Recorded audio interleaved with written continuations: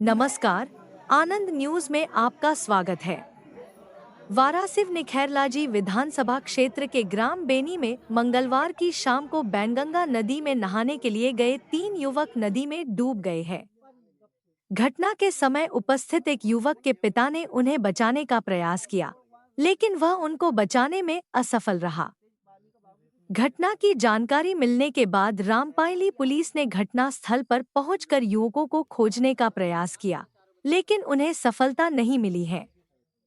फिलहाल अंधेरा हो जाने के कारण पुलिस ने युवकों को खोजने का काम बंद कर दिया था। कल सुबह फिर से युवकों की खोजबीन प्रारंभ की जाएगी।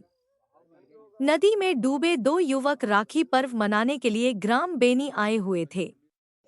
जानकारी अनुसार मंगलवार की शाम लगभग 5 बजे 3 युवक क्रमश ग्राम बेनी निवासी अखिल पिता चमनलाल बुर्डे 21 वर्ष, मोहित पिता महेश बुर्डे उम्र 20 वर्ष निवासी हट्टा बालाघाट और राकेश नंदनवार उम्र 36 वर्ष निवासी जिला भंडारा महाराष्ट्र बैनगंगा नदी में नहाने के लिए गए हुए थे।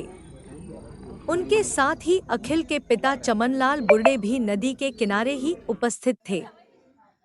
तभी अचानक ही तीनों युवक नहाते हुए नदी के गहरे पानी में चले गए और डूबने लगे।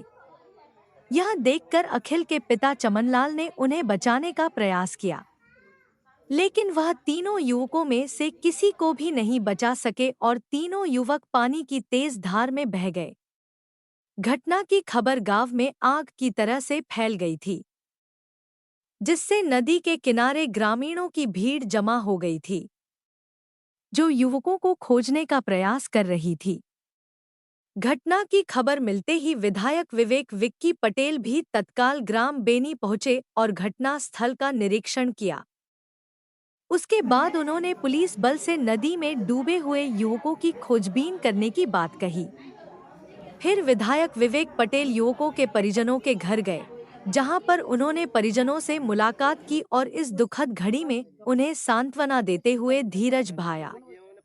घटना की सूचना रामपायली पुलिस को मिलने पर पुलिस बल तत्काल घटना स्थल पर पहुंचा और नदी के किनारे किनारे युवकों को खोजने का प्रयास किया, लेकिन अंधेरा हो जाने के कारण युवकों का कुछ भी पता नहीं चला, जिसके बाद पुलिस ने अंधेरा होने के कारण खोजबीन बंद कर दी और अब बुधवार की सुबह से युवकों की खोजबीन की जाएगी।